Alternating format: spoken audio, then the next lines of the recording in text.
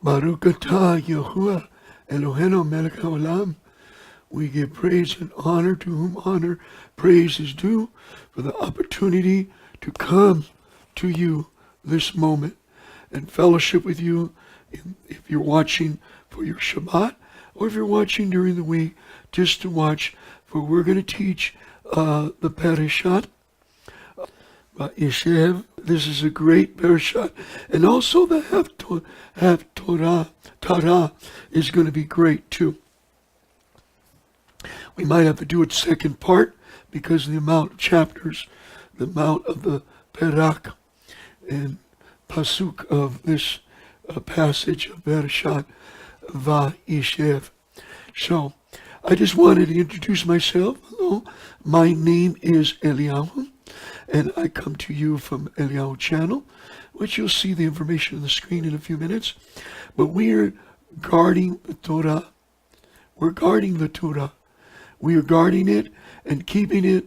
We do not, if you never watched this before, we do not participate in any of the pagan words that are in the Latin, Catholic, Greek, Roman, English, Catholic type of words in English. Now, if you are a rabbinical, Hasidic, or you are Messianic, and you are being taught by some of the Messianic rabbinicals that even teach Talmud, that you're going to see the pagan Catholic words, Lord, G-O-D, the Jesus, the Christos, the grace, the mercy, the holy, what they call the Halo, Spirit, and also the Circe and Christianity and Chatilis, what they call Gentiles. These are all Catholic Latin words. We do not use it in this fellowship.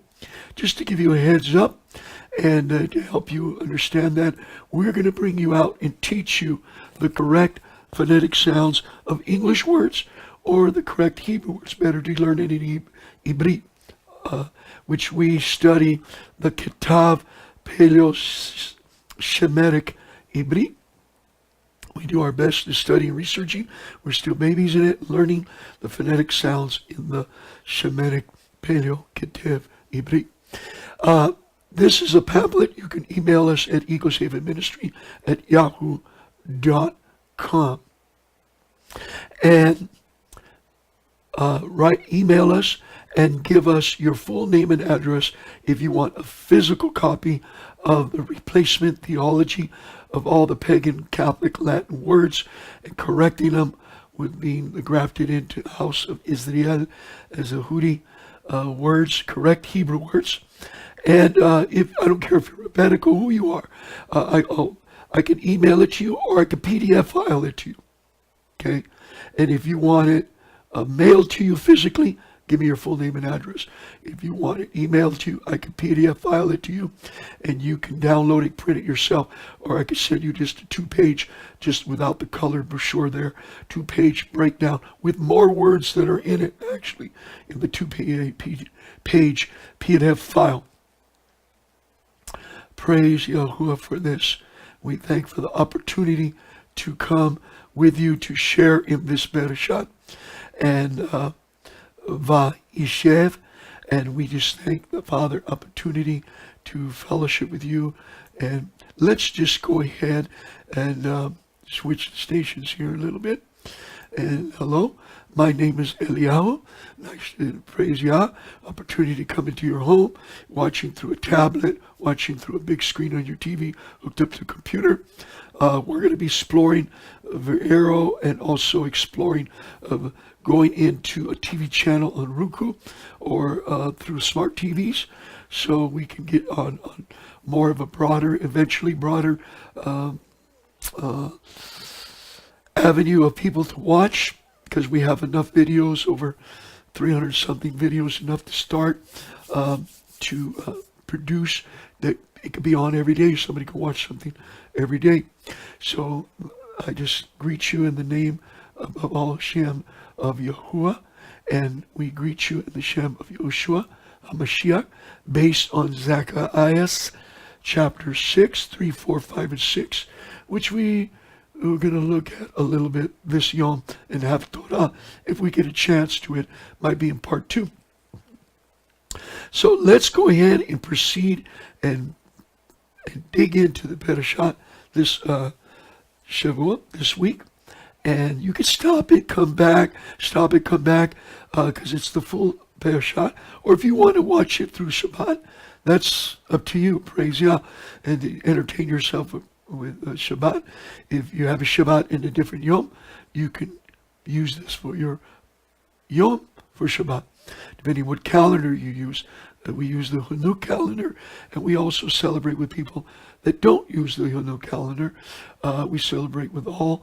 We do celebrate with the HaRuachEliyahu calendar, but also we celebrate with the Yehudi and the Ashkenazi and Sephardic as well. All right, so now let's go ahead and dig into the scriptures to fellowship with you with this great Parashat Vayeshev. All right, and Yaakov dwelt in the land of his Abba's sojourning, in the land of Canaan. Father, I just pray, Abba Yah, Avinu, Melekenu, hallelujah, for your presence of your Ruach to be present with the people there where they're at. That the same Ruach that's here with me will be present with them, and spontaneous revelation, anointing, with rivers flowing out of me and into the screen and into the, if they're watching by their tablet, they're watching by their phone, they're watching my screen or the computer, whichever source they're watching, that they would receive it and feel your presence of your Ruach HaKodesh, anointing that comes from the presence of Yahuwah in the Shem of his, as we pray our Mashiach, according to Zechariah chapter 6, YHUH. And this is the genealogy of Yaakov. Yosef, being 17 years old, was feeding the flock with his brother. And the young man was with the sons of Bilhah and the sons of Zippah, his father's wives. And Yosef brought an evil report of them to his Abba. Verse 3. And Israel loved Yosef more than all his children, because he was the son of his old age, and he made him a long robe. But when his brothers saw that their father loved him more than all his brothers, they hated him and were not able to speak with shalom to him. Now, this is kind of childish, because the men are grown up, got wives and children of their own, and they know the youngest, always the youngest, get the attention and love and growing up. They can be spoiled more by the other brothers and sisters as well, and they grow up just loving them more. So it's very immature on their part to have hate. But this is the key. Yosef dreamed a dream and told it to his brothers, and they hated him even more. And he said to them, please listen to this dream which I have dreamed. See, we were binding sheaves in the midst of the field, and see, my sheaf rose up and also stood up, and see, your sheaf stood all around and bowed to my sheaf, which bowed is almost like saying barak. Okay. So, and his brother said to him, shall you indeed reign over us? Shall you indeed rule over us? So they hated him even more for his dreams and for his words. And he had a few more dreams than just those. Those are the ones recorded right now for the fun of it, you know. And he dreamed still another dream and related it to his brothers and said, see, I have dreamed another dream, and see, the Shemesh and the Kodesh and the 11 Kokabim bow down to me. That is a trip. The Shemesh and the Yerach, they call the moon. It's not like the first of the month moon, Kodesh. This is Yerach, all right? Yerach, Hebrew number 3391, and the Kokabim bow down to me. And it's a feminine, masculine, symbolic there. And he related to his Abba and his brothers, and his Abba rebuked him and said to him, "What is this dream that you have dreamed? Shall we, your mother, and I, your brothers, indeed come to bow down to the earth before you?" And his brothers envied him, but his father guarded. He put up a guard and watchful. He knew that he had a gift, and he quickened that, even though it was kind of rough what he said, like children do. They say things without using discernment, could offend people. They just blurt it out. So then he was a teenager, and but his Abba, Yaakov, took attention to it. Okay. And in verse 12, and his brothers went to feed his Abba's flock in Shechem. And Israel said to Yosef, "Are not your brothers feeding the flock in Shechem? Come, I send you to them." So he said to him, "Here am I." And he said to him, "Please go and see if it is well with your brothers and well with the sheep, and bring back word to me." So he sent him out of the valley of Hebron, and he went to Shechem. Because the brothers had a way of getting themselves a little mischief. And a certain man found him, and see, he was wandering in the field. And the man asked him, saying, "What do you seek?" And he said, "I am seeking my brothers. Please inform me where they are, feeding their sheep." And the man said, strange man, out of nowhere, "They have left here, for I heard them say, 'Let us go towards Dothan.'" So Yosef went after his brothers and found them in Dothan. Verse 18. And they saw him from a distance, and before he came near them, they plotted against him to kill him. Everything was orchestrated by divine appointment by Hashem Yahuwah.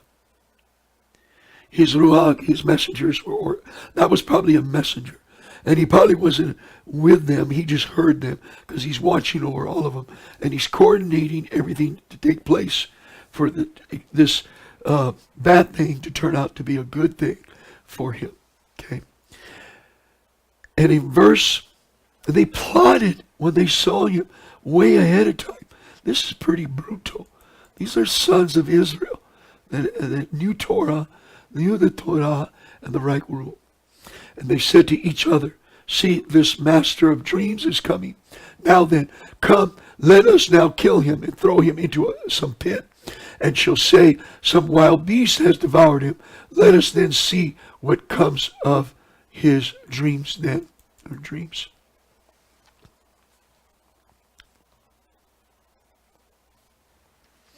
But Reuben heard and rescued him from their hands and said, "Let us not take his life."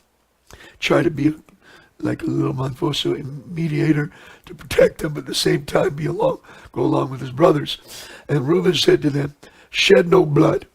Throw him into this pit, which is in the wilderness, and do not lay a hand on him, in order to rescue him out of their hands, and bring him back to his Abba." So he had a plan. Throw him in the pit, and while they're all working with their sheep and watering, he'll sneak back over there, and he'll pull him out and send him home back to his Abba, because that's his Kanyan, that's his Mishpoka. And it came to be, when Yosef had come to his brothers, that they stripped Yosef of his robe, the long robe which was on him. So they plotted as they saw him in a distant. They already were plotting ahead of time on him. This is sad. And they took him and threw him into the pit, and the pit was empty. There was no water in it. And they sat down to eat a meal. And they lifted their eyes and looked and saw a company of Ishmaelites coming from Gilead with their camels, bearing spices and balm and myrrh, going to take them down to Misri. Now we know the Ishmaelites, these are their distant cousins, right? Those are the distant primos, the distant cousins of the family you don't associate too much with, but they're not walking with right rule. They're going, they're in their car, right? And they're all into all kinds of things, right? So let's look at 25. 26. And Yehudah said to his brothers, what will we gain if we kill our brother and conceal his blood? Come, let us sell him to the Ishmaelites, and let not our hand be upon him. For he is our brother, our flesh, and his brothers listen to him. And men, Midianite traders, passed by. Now look at this. This is a trip. They saw the Ishmaelites like being on one side of a hill. They saw the Ishmaelites on one side. And they said, let's not kill our brother. Let's do this. But they were at a distance. They haven't done it yet. They haven't pulled their brothers out. Look at, as we look at in verse, this is a conversation and what they saw in a visualization. Okay? But something else took place. While they were looking at the Ishmaelites at a far distance, there were Midianites, traders, passed by. So they pulled Yosef up and lifted him out of the pit, he's probably hollering and screaming, and sold him to the Ishmaelites for 20 pieces of silver, and they took Yosef to Mizraim. Now, what you're seeing right here, the brothers did not sell their brother. What? No, they were standing like at a hill or a slope at a place, and they saw the Ishmaelites, okay, from a farther distance. And while they're looking at them, right, coming, they plotted, hey, we're eating. Yeah, when they come up over here, let's go over there and let's pull our brother out and let's go ahead and sell him that we don't shed his blood and sell him as a slave and he'll go off and good riddance for the dreamer. But while they were talking and eating and feasting and doing their little thing and talking about the Mennonites, the Ishmaelites they saw at a distance, the Mennonites were closer and passed by, and they saw Yosef and pulled him out of the pit and sold him to the Ishmaelites for 20 pieces of silver. They took Yosef to Mizraim. So the Mennonites pulled him out, and he was hollering, kicking his gun. And then they saw, oh, there's Ishmael. Let's make some money off him. And they sold him to the Ishmaelites. Because look at here in verse 29. And Reuben returned to the pit, and see, Yosef was not in the pit. And he tore his garments and returned to his brothers and said, the boy is gone, and where am I to go? This is his blood brother from his mother. You see, so they were surprised that he was taken out of the pit ahead. He said, oh man, they're planning to sell him. Let me get out of the pit.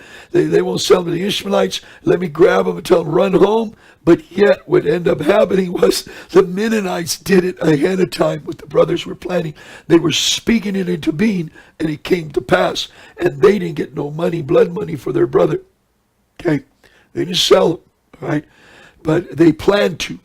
And only Hashem, Yahuwah, and the Ruach knew of this plan, which is all revealed later in the book of Yesher and also as we go further in the story of Yosef. Okay. So they took Yosef's robe and killed a male goat and dipped the robe in the blood. And sent the young robe, the long robe, and brought it to their Abba and said, we have found this. Please look, it is the robe of your son or not. And he recognized it and said, it is my son's robe. An evil beast has devoured him.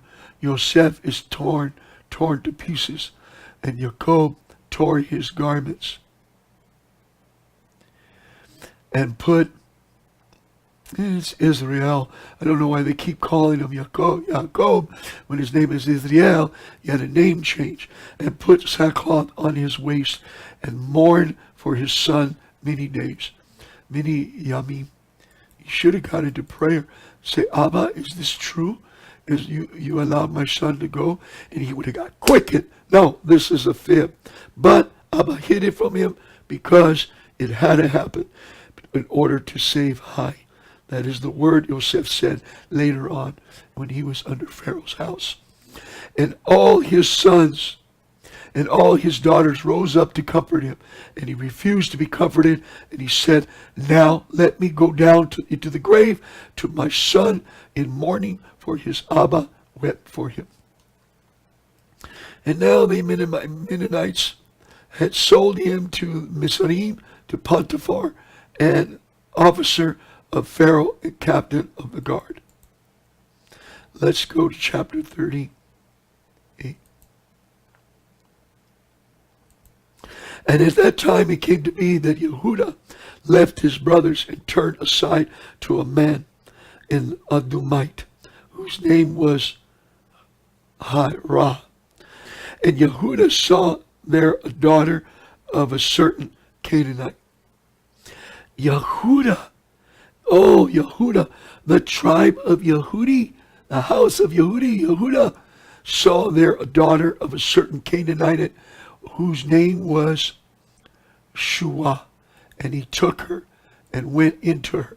Now, her name in Hebrew, okay, Shua, is hollow, or cry out, or hollow.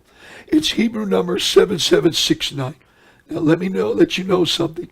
It is not 1954 like Yahushua. It's not Oshua. No, it's Shua. Shua, right? And it's spelled different in Hebrew. And it's 7769. And it means to hollow and to cry out. Okay, that was her name. She was hollering and crying out. And she conceived and bore a son, and he called his name He took, now this is an interesting story. He took a Canaanite woman, and he took her. And he made her instantly. They don't even talk about the conversation. If he went back to the Abba, paid dowry, married her, whatever. Okay? Doesn't say none of that. And he called his son's name Watchful, Hebrew number 6147. And he conceived again and bore a son, and she called his name On. Now, I want you to look at something. She conceived and bore a son, and Yehudah called him okay, watchful. Then she bore a son. He must have been out in the field, not around, or something happened, and he didn't supersede and override his authority, and she called him Onan, which means strong. Hebrew number 209 in Ibrie.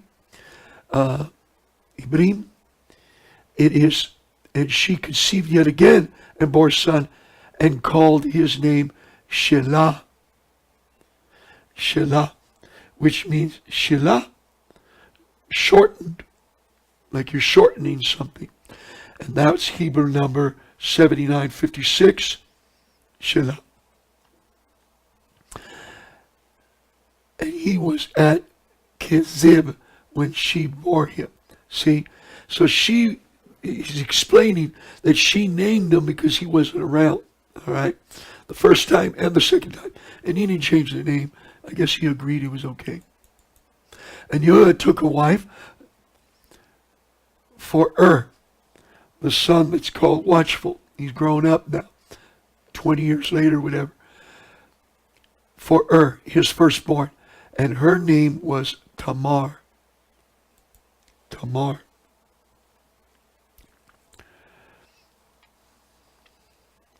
And Yehudah's firstborn, was evil in the eyes of Yahuwah, and Yahuwah took his high. Now, took a wife for Yehudah. Yehudah took a wife for his son Watchful, his firstborn, and her name was Tamar. It doesn't mention if she is a Canaanite, or she was a Hittite or Hivite, or she come from the seed of the family of her brothers and uncles and relatives of Laban. Any of that, it doesn't mention. Okay, and Yehudah's firstborn, was evil in the eyes of Yahuwah, and Yahuwah took his high. Why did he take his high?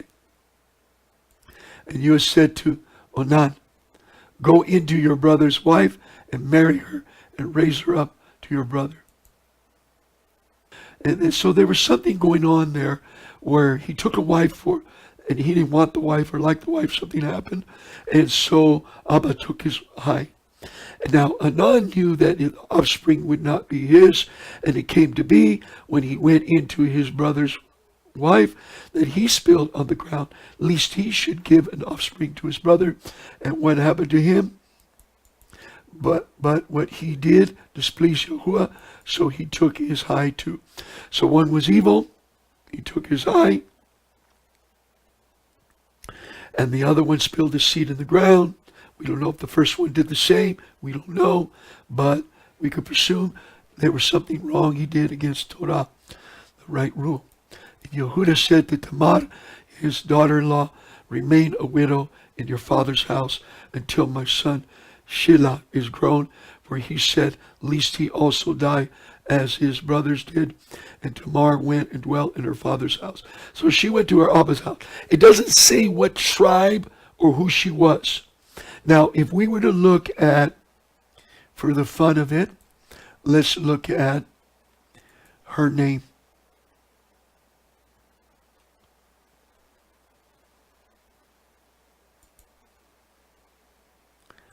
And her name of 3 women in a place. And the root meaning is erd or erd or a palm tree. She was like a palm tree. All right. That was her name, Tamar, palm tree. All right. So, Tarma. And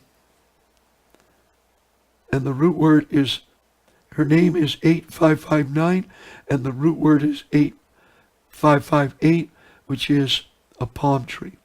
Okay. As you see here.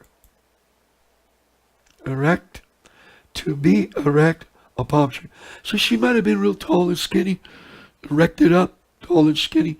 All right, and they called her a palm tree. To be erected, or a palm tree. All right. So, and it doesn't name her race, but she's well favored of Yahuwah. And in process of time, the daughter of Shua, Yehuda's wife, died. And Yehuda was comforted and went up unto his sheep shears and to Timnah, he and his friend and Hera the Abdumite. So Yehuda had a wife, okay, and she died. And we'll learn of the genealogy later on, okay.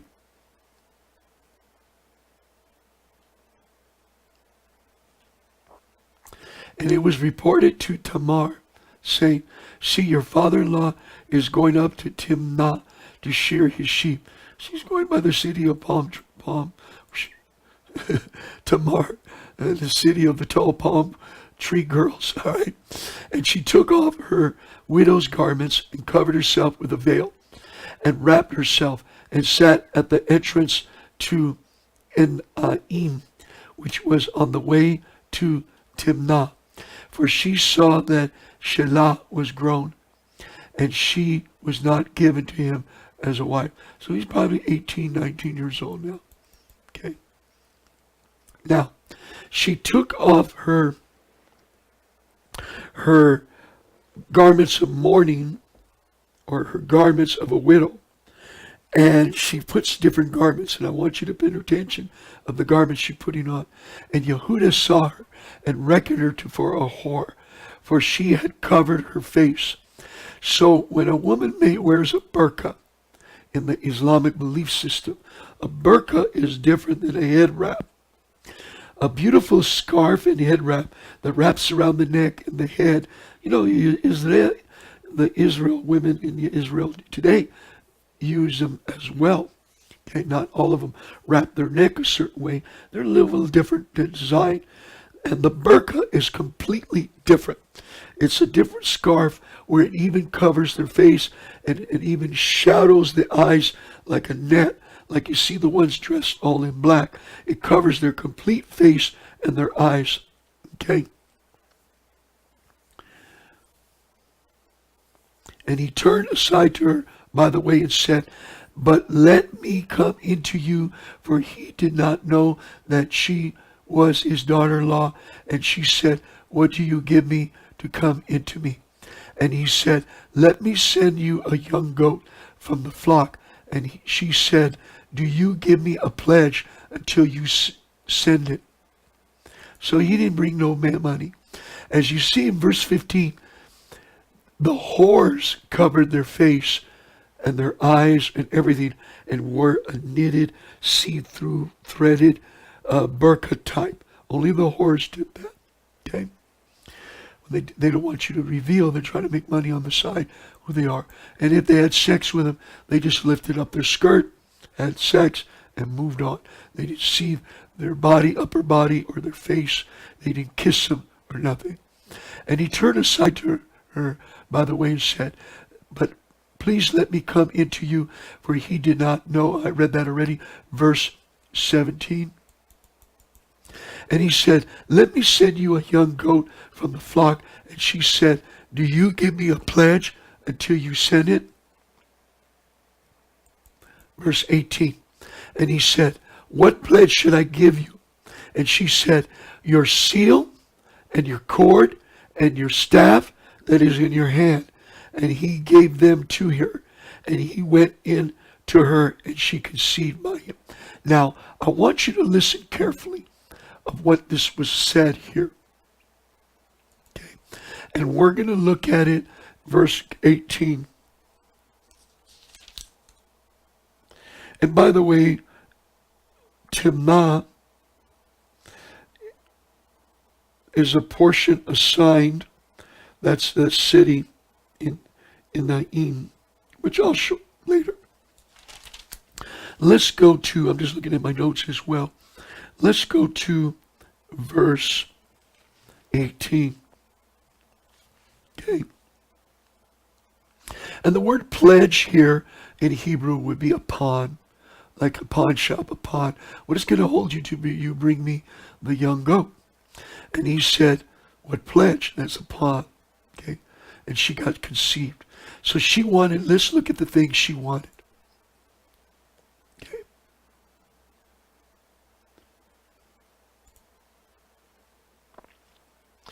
Let me put it where you can understand it.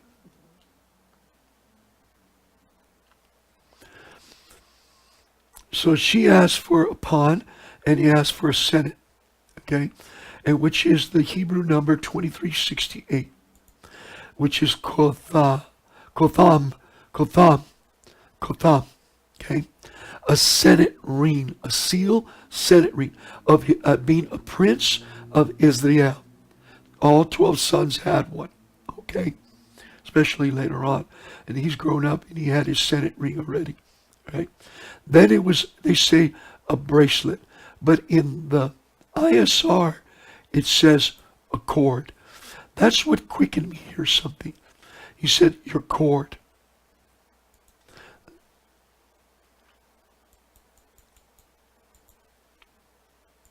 And it's kind of mixture.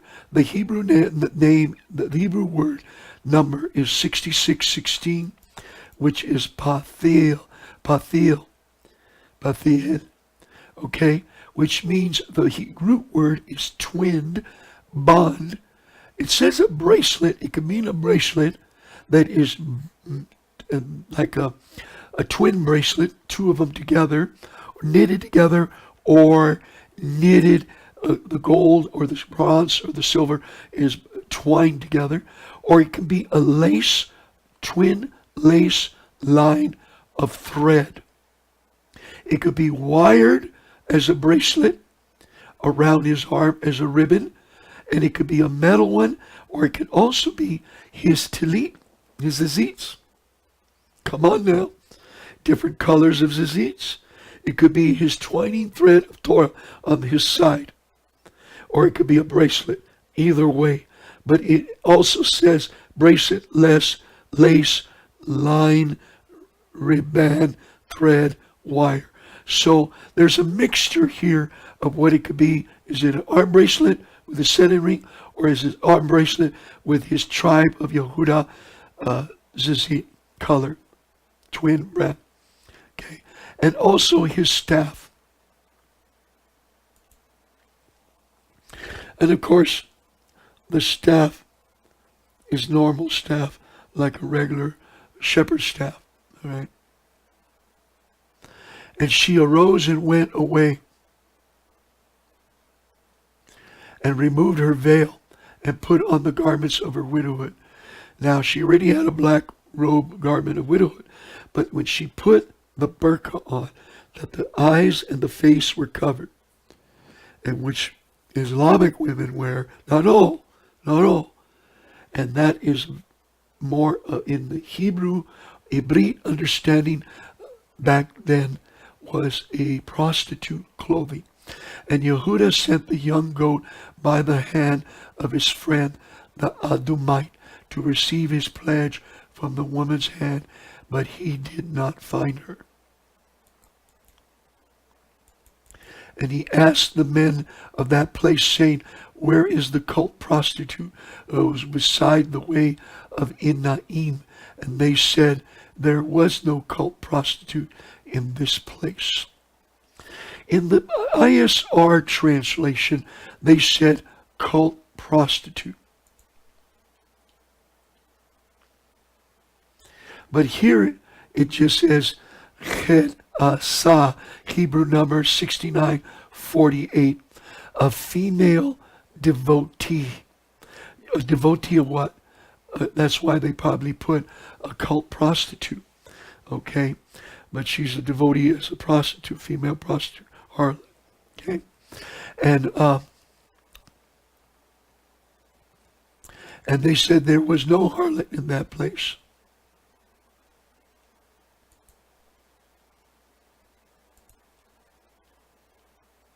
And he returned to Yehuda and said, I have not found her. And the men of that place also said, there was no cult prostitute or harlot in that place. So probably the clothing she put on was of a religious cult prostitute, because there was religious cult prostitutes for boys, and that's Kadash, and then there's women that were separated for female cult prostitute, found all the way in Rome and Greece as well. Okay, which is even today. There's Greek prostitute women that come under the prostitution of grace, mercy, charitias, faith, hope, charity. Those are all Greek pagan deities of Greek prostitution for hire in the temple of grace, all right, in the time of Greece. Okay, so there was a cult. She was probably putting certain burqa color and robe that described a cult prostitute. Okay.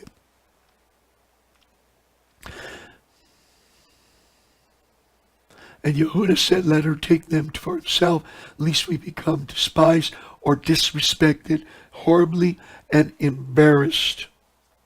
Okay. For I sent this young goat, and you have not found her. So he was honest. And it came to be about 3 months after that Yehuda was informed, saying, Tamar, your daughter-in-law, has whored. And see, she has conceived by whoring. And Yehuda said, bring her out and let her be burnt. So it wasn't just stoning for the crime of prostitution. It was also burning them alive for being a harlot. And when she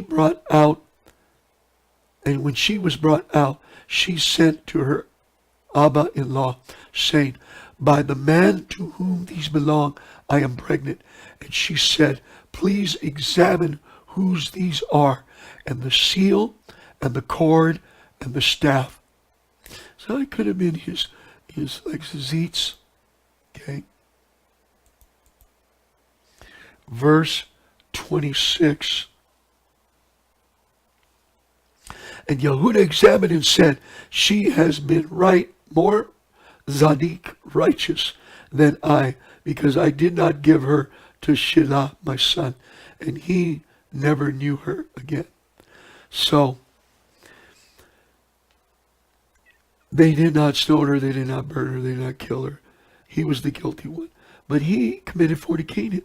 Yehuda, he didn't get stoned. He didn't get slapped around for doing his crime. She was righteous for her idea. Abba gave her the idea. And it came to be at the time for giving birth that twins were in her womb.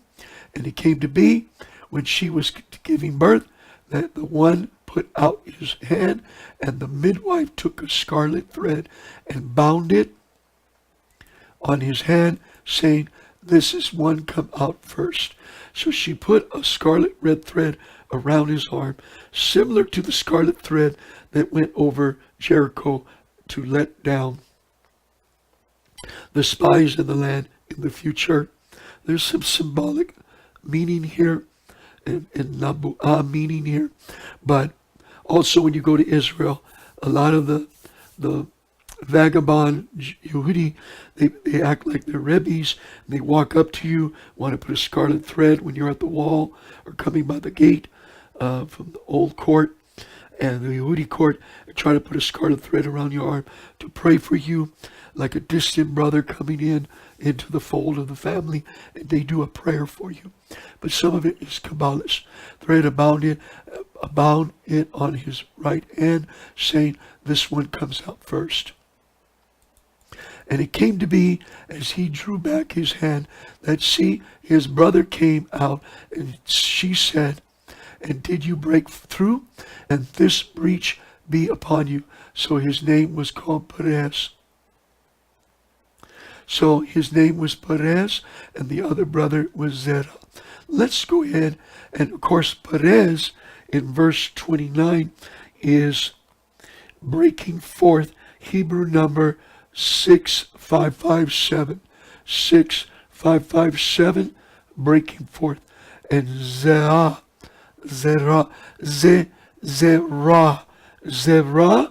is Hebrew number 2226, rising of light. They both had some Tov names, breaking forth and rising of light. Praise Yahuwah. Let's go to chapter 39.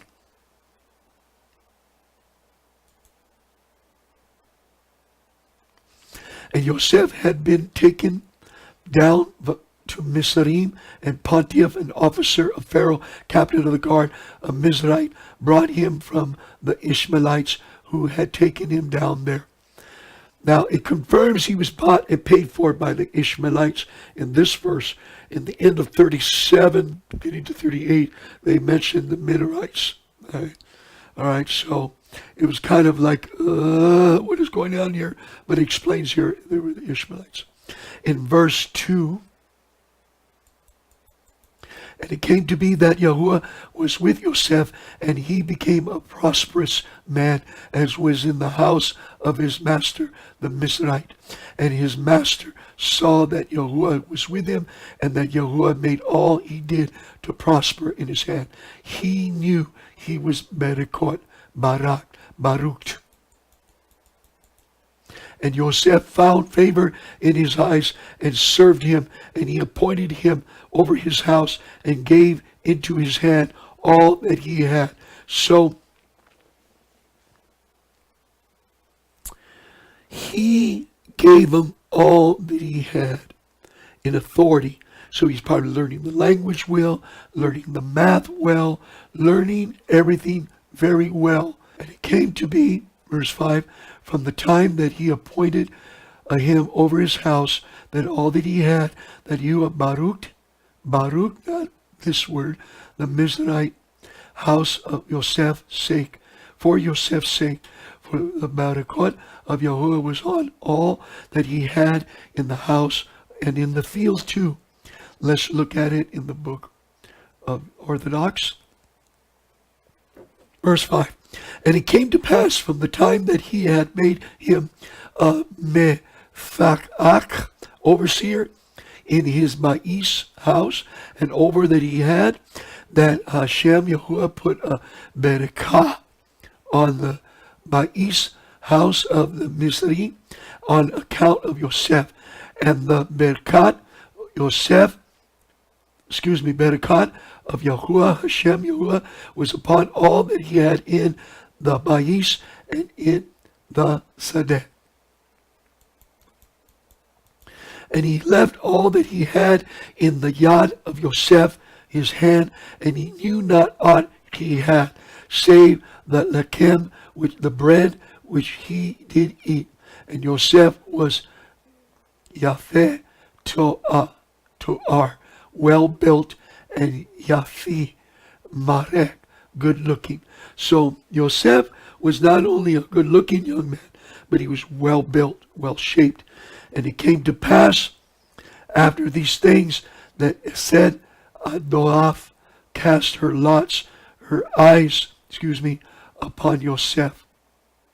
The Eshet, the wife,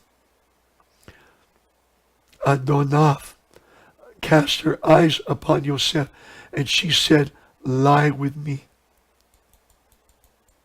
But he refused and said unto the Eshet, Adonaf, let's look here and see.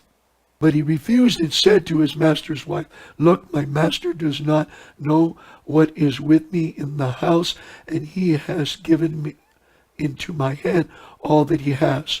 And no one is greater in this house than I, and he has not withheld whatever from me but you, because you are his wife.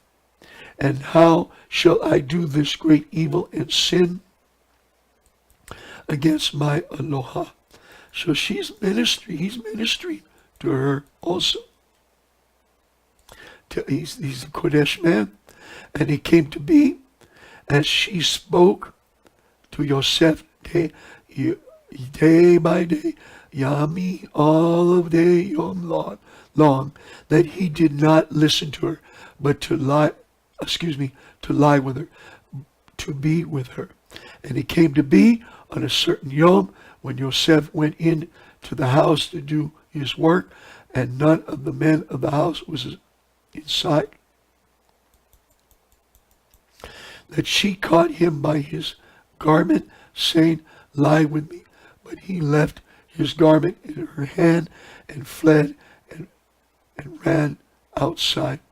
So he took off, and she ripped his garment, and she ended up holding his little vest or coat or whatever he had. And it came to be, when she saw that he had left his garment in her hand and fled outside, now the vivora, the snake, comes out of her, and she love and hate relationship here. And she called to the men of her house and spoke to them, saying, see, he has brought into us Ibrie to mock us. He came in to me to lie with me, and I cried out with a loud voice.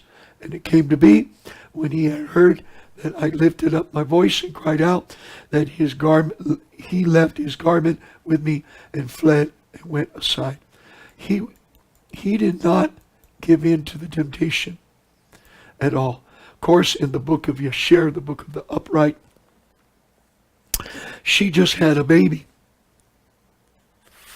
Does it say, she probably was beautiful, but she just had a baby, and she started flirting with him, and the baby was breastfeeding still. Okay? So within that time, the baby was breastfeeding, according to the book of Yasher. And she kept his garment with her until his master came home. And she spoke to him these same words, saying, the Hebrew servant whom you brought to us came in to me to mock me. So, in the book of Yasher, the story is the same, except she had a baby. And she spoke to him these same words, saying, the Ibrie servant whom you brought into us came into me to mock me. So it came to be. So I lifted my voice and cried out. Then he left his garment with me and fled outside. And it came to be, when his master heard the words which his wife spoke to him, saying, your servant did to me according to these words, that his displeasure burned. Okay, we're going to look at this And the Adonai, the master of Yosef, took him and put him into the house of Hasoar, a place where the Assyri Melech were prisoners, the Melech's prison.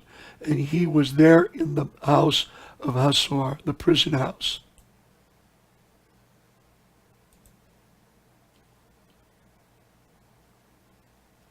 But YHUH was with Yosef.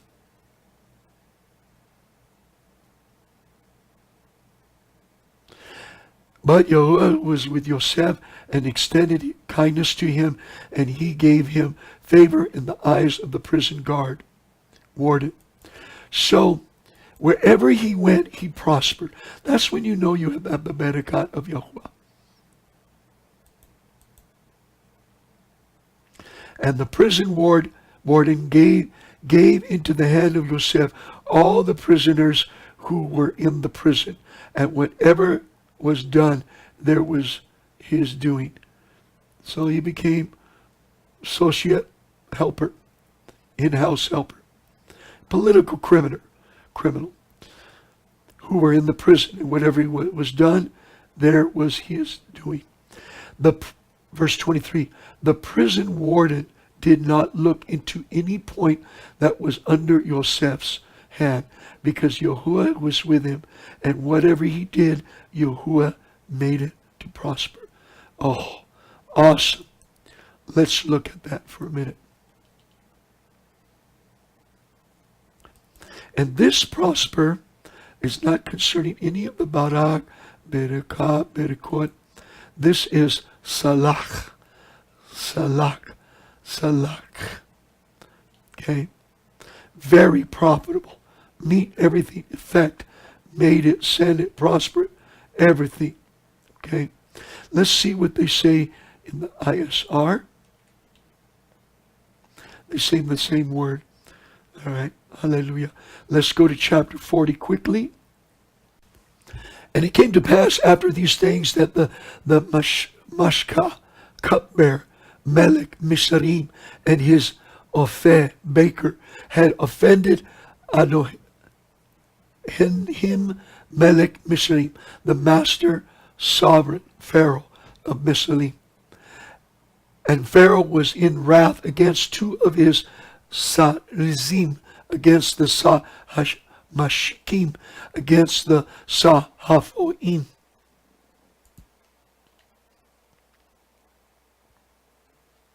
So he put them in confinement in the house, and the captain of the guard in the prison, the place where Yosef was a prisoner. And the captain of the guard put Yosef in charge of them, and he served them, so they were in confinement for some time.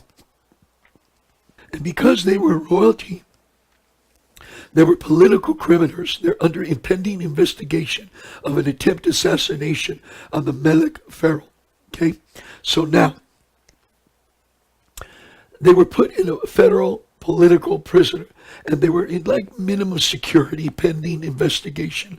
All right? The DEA to come back, the pending investigation. All right?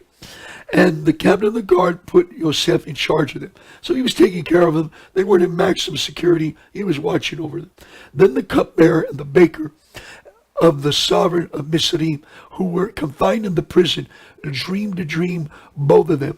Each man's dream in one night, and each man's dream with its own interpretation. And Yosef came into them in the morning and looked at them and saw that they were sad. And he asked Pharaoh's officers who were with him in confinement of his master's, the warden's house, saying, why do you look so sad today, Hayom? And they said to him, we each have had a dream, and there is no one to interpret it.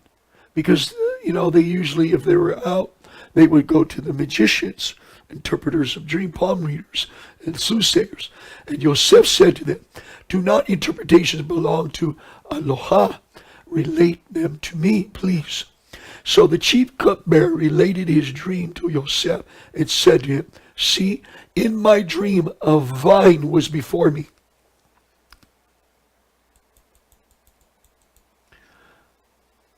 Verse 10, and in the vine were 3 branches, and it was as though it budded, its blossoms shot forth, and its clusters brought forth ripe grapes. And Pharaoh's cup was in his hand. So I took the grapes and pressed them into the Pharaoh's cup, and placed the cup in the Pharaoh's hands. It says that he didn't pour wine. It says here, he pressed them. He created the wine into Pharaoh's cup and placed the cup in Pharaoh's hand. So there's something going on here we're going to see as we get into the coming chapters, the Perek chapters and the Pasuk verses. Okay? Press them into Pharaoh's cup and place the cup in Pharaoh's hand. Let's look at it for fun and look at this in the... And I took the Anavim grapes and pressed them into Cush Pharaoh, or at the cup. Now let's look at it. Pressed. Hebrew number 78:18. It is sakat. Sakat. Root, to tread out, squeeze the grapes. So it's telling you something. He just poured it. He squeezed and made the concoction of the grapes, which you're going to learn later what's going on. And Yosef said to him, this is the interpretation of it.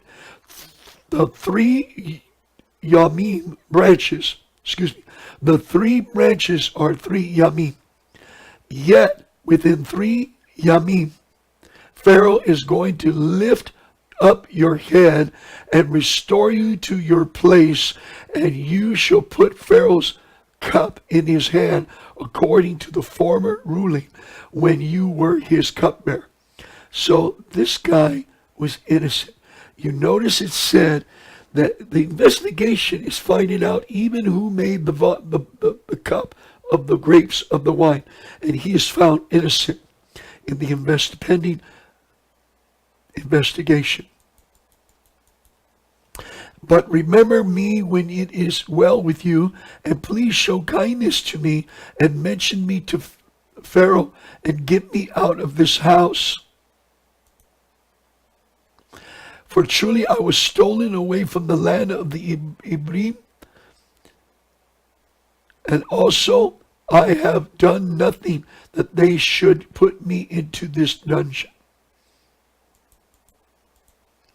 And the chief baker saw that the interpretation was good, and he said to Yosef, I also was in my dream and saw 3 white baskets were on my head. Now, before I proceed forth, I want you to be aware that the Potiphar, this rich man under Pharaoh, when in the book of Yesher, his wife was pregnant and breastfeeding and had a little baby. When she lied about that Yosef was going to rape her, the infant in the book of Yesher, you got to read it in the book of Yesher. It's powerful. You feel the anointing when you're reading it. The baby turned around and told his Abba, Abba, my Emma is lying to you.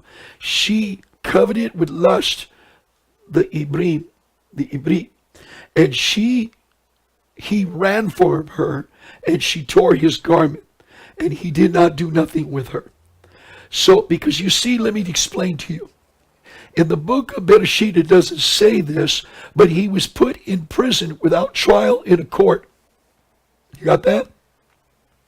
You see, if in the days of Egypt, it's like any other time, if you were a servant and you mess with a man's wife and raped her or try to rape her, you're going to go to jail. But for those days, they would kill you. They'll castrate you, make you a eunuch, They might continue to work with you, but you're going to go to prison and be castrated, and you're not going to be able to work any. You're not going to be able to rape a woman or think of raping a woman again or want to rape a woman again. Most likely, he would have been castrated and executed.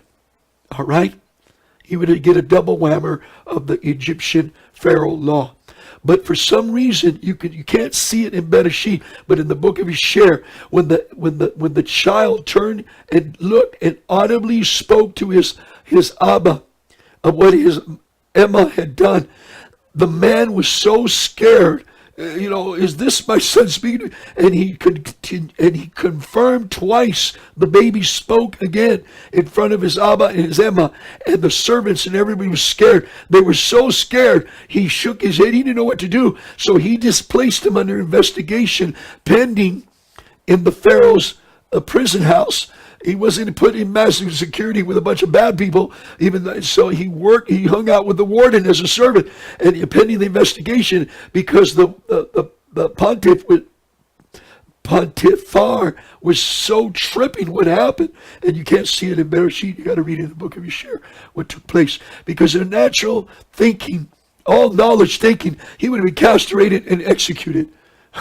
That's right, or executed, or both, or one or the other. Okay, for trying to rape an Egyptian pharaoh's hive society army or royal family or whatever.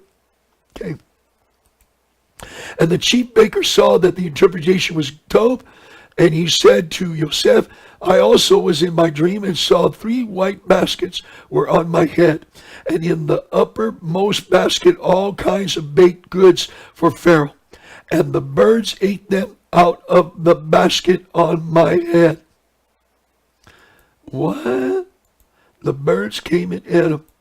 And Yosef answered and said, this is the interpretation of it in the 3 baskets are 3 yamim. Yet within 3 yamim, Pharaoh is going to lift off your head from you and hang you on a tree, and the birds shall eat your flesh from you. Sad story for this guy. And that means he's the one that tried to poison Pharaoh in assassination and make a coup. And on the 3rd Yom, Pharaoh's birthday, now you notice only bad things happen on birthdays. Herod chopped Yohanan's head off. Okay? And also the birthday parties of Yaakob's sons were gathered in the house celebrating their Yom of birth. And a wind came and destroyed and killed them all. Wherever their birthdays, there were bad things that happened. This one, Pharaoh's birthday, date of birth, it came to be that he made a feast for all his servants like Herod did. And he lifted up the head of the chief cupbearer and of the chief baker and among his servants. And so that's part of the party. Bring the one that we were supposed to execute. He tried to be a part of a coup. He tried to poison me in the sweets and cakes that I like. All right, bring him here. Let's demonstrate it to everybody here partying with me, this birthday party. They won't do it again. And he lifted up the head of the chief cupbearer and of the chief baker among his servants, and he restored the chief cupbearer to his cupbearer again, and he placed the cup in the hand of Pharaoh. Okay? In Pharaoh's hand.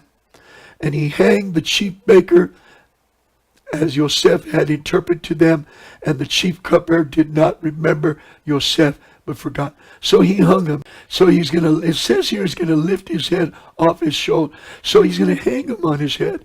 That's lifting your head, stretching your neck from your body. That's breaking the neck and lifting your head. It's still the same meaning.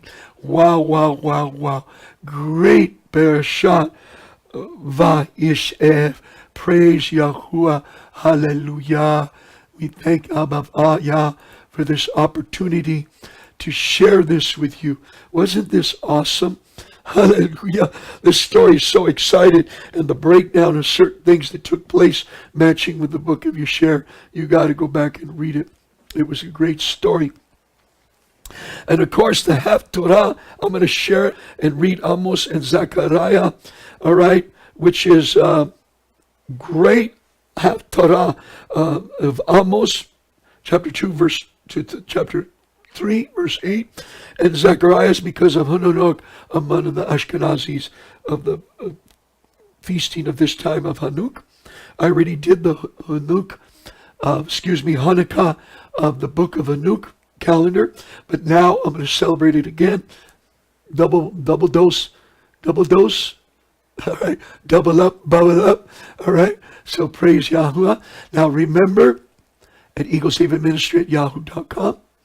All right, and you can get the replacement theology pamphlet, and you can also contact me through this email address as well, and also through if you want to mail me something, a gift or whatever, you can P.O. Box 262403, Plano, Texas.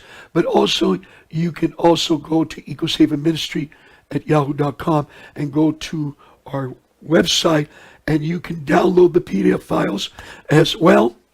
And or you can email me, and I can, if you have trouble downloading yourself, at eaglesavingministry.com, or you can go down to the lower left and give a gift if you want to continue to barakah us as we continue to send people all these gifts of videos, CDs throughout the world, and people that don't have ability to show the video or stream, like in Philippines and India, I send them videos so they can go ahead and show people, which is expensive to send to India and the Philippines, a package like $70, $80, and even into Israel, back to Israel, another $50, $60.